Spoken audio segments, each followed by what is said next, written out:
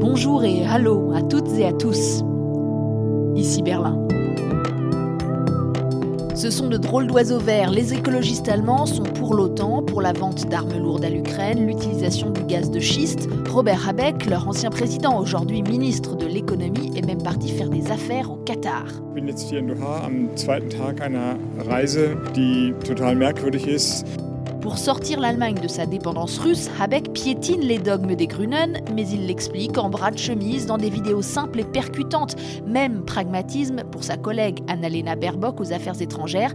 Et ça marche. Lors des 2 scrutins régionaux de ce mois de mai, leur parti a fortement progressé. Ils sont populaires et incontournables, mais sont-ils encore de gauche ?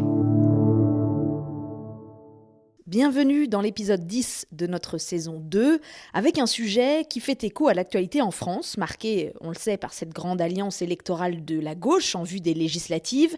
Les Verts français y ont adhéré, et d'ailleurs dans la 7e circonscription des Français de l'étranger, celle des Français d'Allemagne et d'Europe centrale, la candidate de la fameuse NUPES vient d'Europe Écologie Les Verts.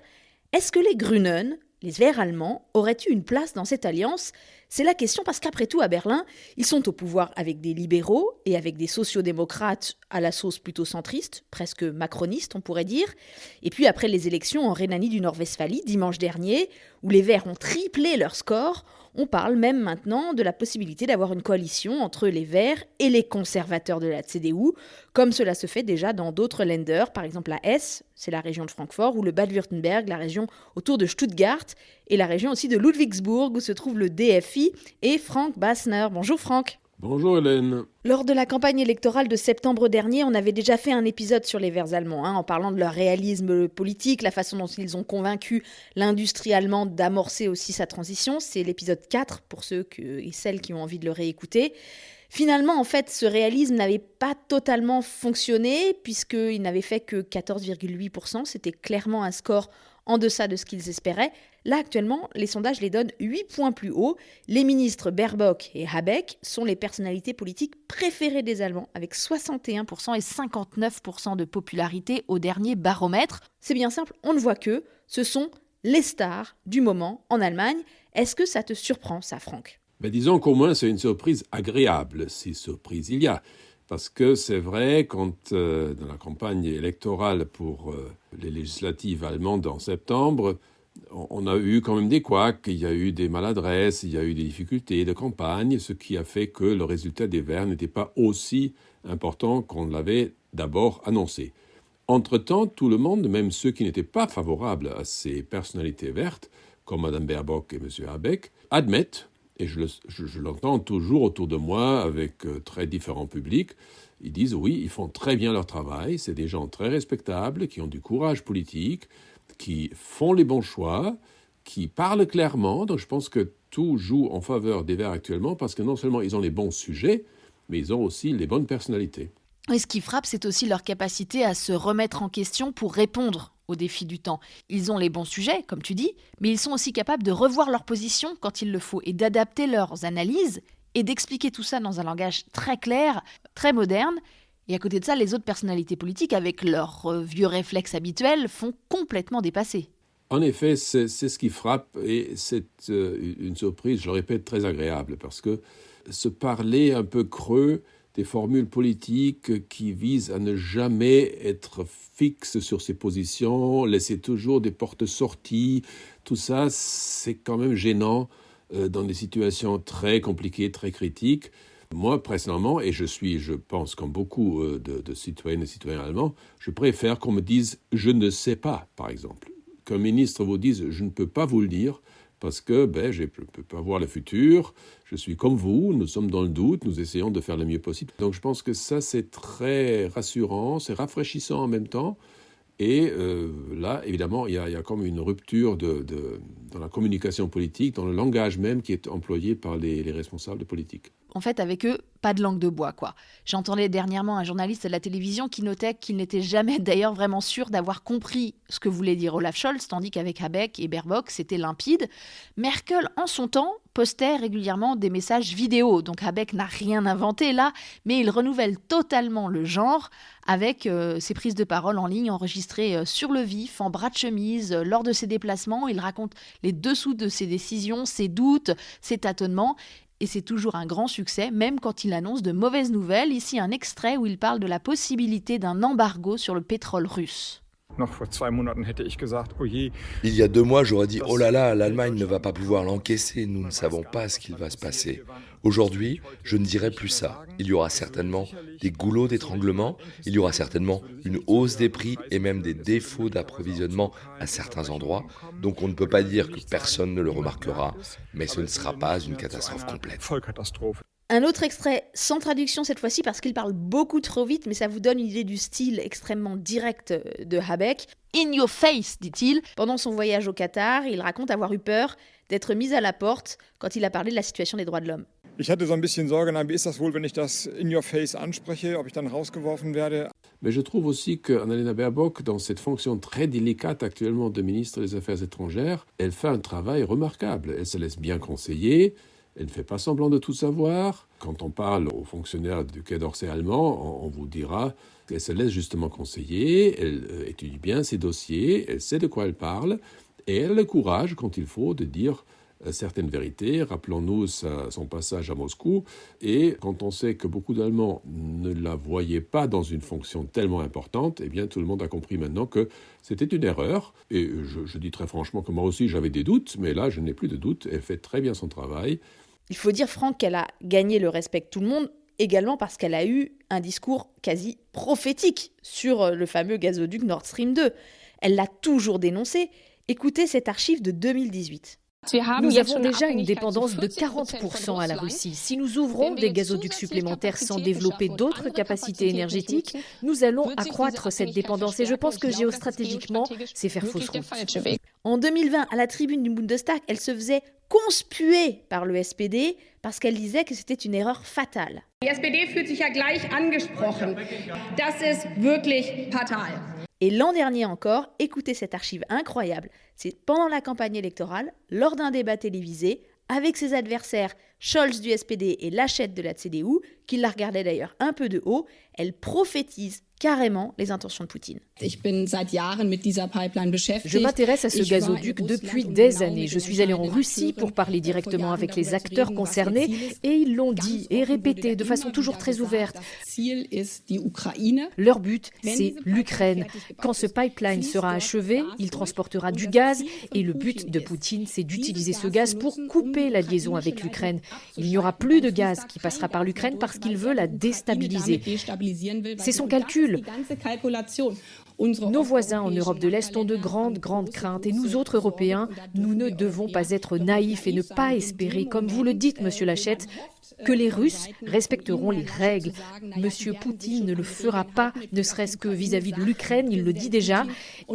Et quand on veut vraiment diriger un pays en Europe, il faut aller un peu de l'avant et anticiper l'avenir. Monsieur Poutine n'est pas seulement en conflit avec l'Ukraine qu'il veut déstabiliser, il l'est aussi avec nous, les Européens. Le Bild Zeitung, qui n'a pas été le dernier pour saper sa campagne l'an dernier, écrit même maintenant qu'elle serait die bessere Kanzlerin. Donc en gros, elle serait meilleure que Scholz si elle avait sa fonction. C'est vrai que lui, il est très critiqué pour ses hésitations dans le dossier de la guerre entre la Russie et l'Ukraine.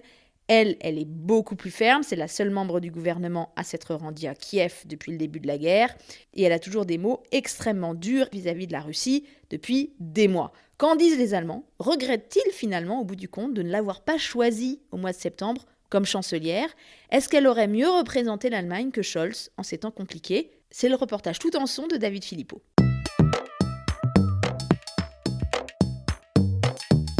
Je suis satisfait de la situation actuelle. Je trouve que Scholz fait du bon travail, même si les gens lui tombent tout le temps sur le dos. Je pense qu'il essaie de faire du mieux possible pour l'Allemagne. Et je trouve aussi que Mme Baerbock fait bien son travail, qu'elle représente bien notre pays. Peut-être que sa politique n'est pas toujours très bonne, mais comme elle a beaucoup de charisme... Je ne sais pas si Baerbock aurait agi pareil à la place de Scholz. Mais la situation est tellement complexe, les risques et les enjeux tellement importants, que je ne sais pas si sa posture, qui consiste à dire qu'il n'y a qu'une option et qu'il faut agir vite, m'aurait vraiment plu au plus haut niveau. Elle n'a pas non plus une approche réfléchie, mais ses positions sont plus tranchées. En fait, la combinaison Scholz-Baerbock me satisfait plutôt. Je ne dis pas que c'est super, mais c'est parce que la situation est très compliquée. Je suis plutôt fier de Madame Baerbock et j'aurais vraiment préféré que ce soit elle qui tienne les rênes du pays. Madame Baerbock est la seule jeune femme politique qui voyage dans différents pays en ce moment au nom de l'Allemagne.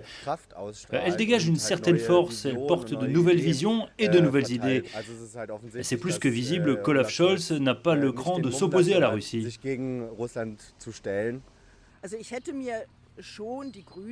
J'aurais souhaité que ce soit les Verts qui dirigent le gouvernement, mais je ne trouve pas Scholz aussi mauvais que ce qu'on en dit dans la presse. Je crois qu'il y a plein de choses qu'on ne sait pas parce qu'on ne peut pas en parler sur la place publique, par exemple en ce qui concerne les livraisons d'armes, etc. Mais je trouve aussi que Mme Baerbock fait bien son travail de ministre des Affaires étrangères. J'aime bien son attitude et ses positions claires. Je trouve que le gouvernement est bien comme il est.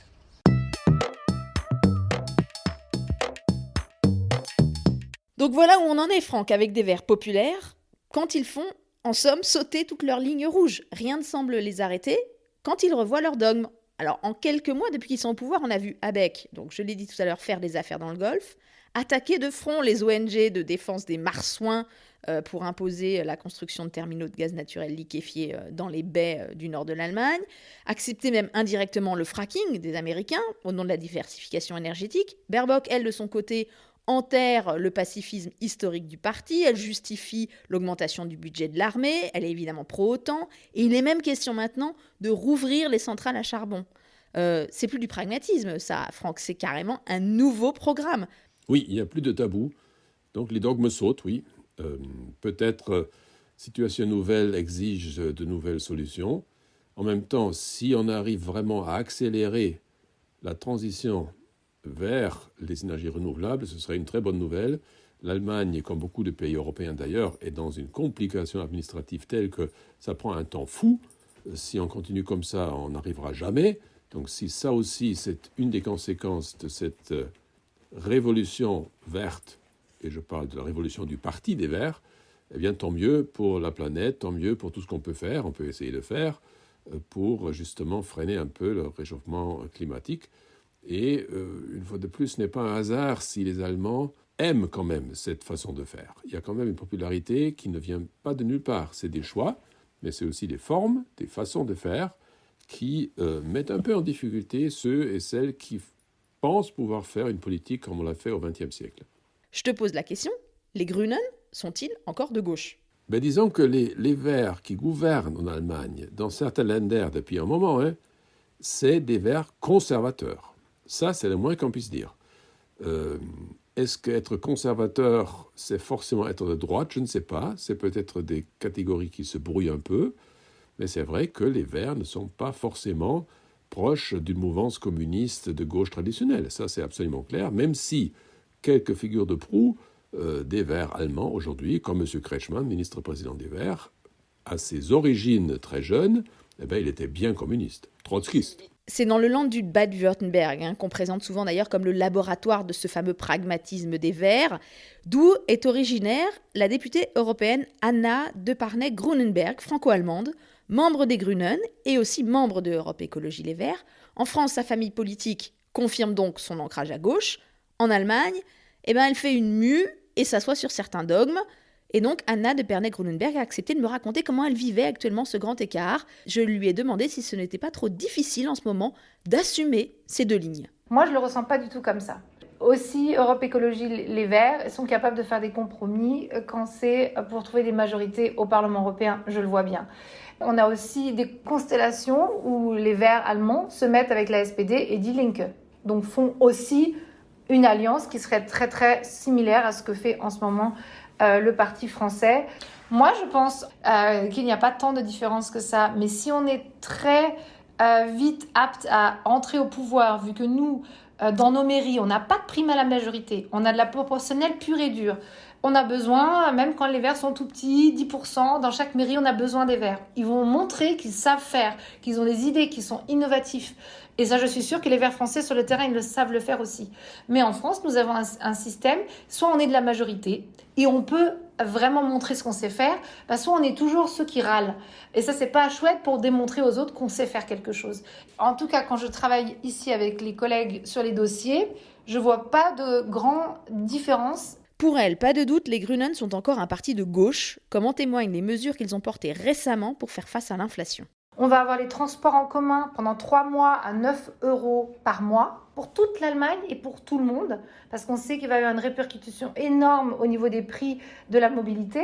On a un soutien aux familles, aux étudiants, retraités, chômeurs, suite à l'augmentation des prix. Donc il y a vraiment cet aspect, nous savons. D'ailleurs, nous avons appris aussi du mouvement des Gilets jaunes en France. On le savait déjà avant à un niveau théorique, et là on a vu à un niveau pratique. Si on veut faire la transition écologique, elle est toujours sociale, sur le terrain. On ne fait pas de l'un ou de l'autre. Il y a des choses qui sont compliquées. On ne veut pas bien sûr mettre les sociétés en péril, qu'une économie tombe complètement à terre. Même quand on est au gouvernement et qu'on est écologiste, on n'est pas dans un mode collapsologiste, qu'on va le faire exprès, parce qu'on sait très bien qu'on les 5 ans après, aux prochaines élections, on sera parti si on fait ça. Et on ne pourra rien changer pour de vrai. On réfléchit, on avance pas à pas, c'est le pragmatisme des Verts allemands. Une méthode qu'il faut assumer parce qu'actuellement, ça signifie qu'ils sont prêts à laisser tourner, par exemple, les centrales à charbon plus longtemps. Tout le monde était d'accord, il va falloir affaiblir les Russes qui ont attaqué l'Ukraine. Donc on a serré nos ceintures, on a un ministre de l'écologie et de l'économie, donc Robert Habeck, qui essaye tant qu'il peut de changer à court terme, on va dire, nos approvisionnements en énergie. Et ce n'est pas simple du tout, et ce n'est pas beau. À un niveau purement climatique, mais il faut bien qu'on avance sur ce point de vue-là. Alors c'est vrai, évidemment, que les Verts dans le Bade-Wurtemberg ont tissé des liens avec les milieux d'affaires et l'industrie. Mais d'après Anna de Pernay-Grunenberg, ils n'ont pas déserté pour autant les questions de société, la cause des femmes, des minorités, et elle cite comme exemple la nouvelle présidente du parti, élue il y a quelques semaines seulement, Ricarda Lang, 28 ans, bisexuelle, engagée contre la grossophobie et qui assume un discours plus radical, plus woke, dirait-on, en France peut-être. Elle incarne une nouvelle génération. En Allemagne, donc la Grüne Jugend est beaucoup plus importante et a un poids politique beaucoup plus important qu'en France. Je pense les jeunes verts existent aussi, bien sûr, ils font un boulot super, mais ils sont peut-être plus sur le terrain, alors que les Grüne Jugend, dès qu'il y a une liste à plus de 3 ou 4 représentants, ils vont dire il faut quelqu'un de moins de 28 ans sur la liste. Pas seulement que ce soit joli sur la photo, mais qu'il y ait vraiment un vrai respect de leur avis. Tout que quand on est très jeune, on a peut-être aussi encore des opinions très extrêmes, ce qui est normal, mais ils arrivent quand même à faire entendre leur voix, et j'ai l'impression que Ricarda Lang, par exemple, c'est quelqu'un qui, en interne, vraiment se fait entendre, et elle arrive à expliquer les choses très très bien. Ça s'est professionnalisé, je dirais, d'une certaine manière. Franck, je reviens vers toi maintenant, parce qu'il faut qu'on parle de l'Europe tout de même. Désobéir au traité pour appliquer sa politique, c'est ce que veut faire la gauche unie en France, sous l'égide de Jean-Luc Mélenchon. Anna de Pernay-Grunenberg l'admet. Bien sûr, le terme de la désobéissance, c'était un peu dur à avaler. Mais bon, pragmatisme oblige. Les Verts allemands attendent maintenant de voir concrètement ce qui va se passer s'il y a une majorité de gauche en France. Franck, en Allemagne, une telle prise de position, pointer l'obstacle que constituerait l'Union européenne, est-ce que c'est tout simplement envisageable ? Les Verts allemands sont globalement la force la plus pro-européenne qui soit en Allemagne actuellement. Je pense que le chapitre sur l'Europe, dans ce fameux contrat de coalition, a été rédigé majoritairement par des plumes vertes. Évidemment, l'Union européenne est un organisme qui peut évoluer. Il y a peut-être des normes qu'il faut adapter aux exigences des transitions climatiques, énergétiques, etc. Là, il n'y a pas de tabou non plus. Évidemment, la Commission européenne peut très bien changer ses directives. Par exemple, on peut réfléchir à tout ce qui est la nourriture. Est-ce qu'il faut privilégier vraiment le bio en sortant certains éléments des règlements des marchés publics? Tout ça, c'est des choses dont on peut discuter. Mais ce n'est pas pour remettre en question globalement un marché unique et une protection des consommateurs. Là, je pense que les Verts allemands ne seraient jamais d'accord. Donc, à tes yeux, même si dans certains Länder, ils gouvernent bien avec l'extrême gauche de Die Linke, les Grünen n'auraient jamais rallié Mélenchon. Mais jamais de la vie. D'abord, il n'y a pas de Mélenchon en Allemagne. Astérix, c'est la France, c'est pas l'Allemagne. Donc cet esprit de grogne, de tribun qui va prêcher une autre réalité mondiale, ça en Allemagne, ça passerait déjà pas. Mais même s'il avait existé, les Verts allemands n'auraient pas fait ça. Ils sont déjà tellement forts et tellement responsabilisés par les participations aux différents gouvernements des Länder et maintenant au niveau fédéral que la question ne se posait même pas. Qui peut gouverner sans les Verts ? C'est plutôt ça la carte à jouer actuellement. C'est l'atout majeur, on le voit à Düsseldorf, Rhénanie-Nord-Westphalie, après les élections régionales. Faire un gouvernement sans les Verts, ce serait un peu bizarre. Merci beaucoup Frank Bassner, directeur de l'Institut franco-allemand de Ludwigsburg. Ce sera le mot de la fin pour cet épisode consacré aux Verts allemands qui ont vraiment le vent en poupe en ce moment, ça c'est clair. Mais il faudra voir si c'est une situation qui s'installe durablement.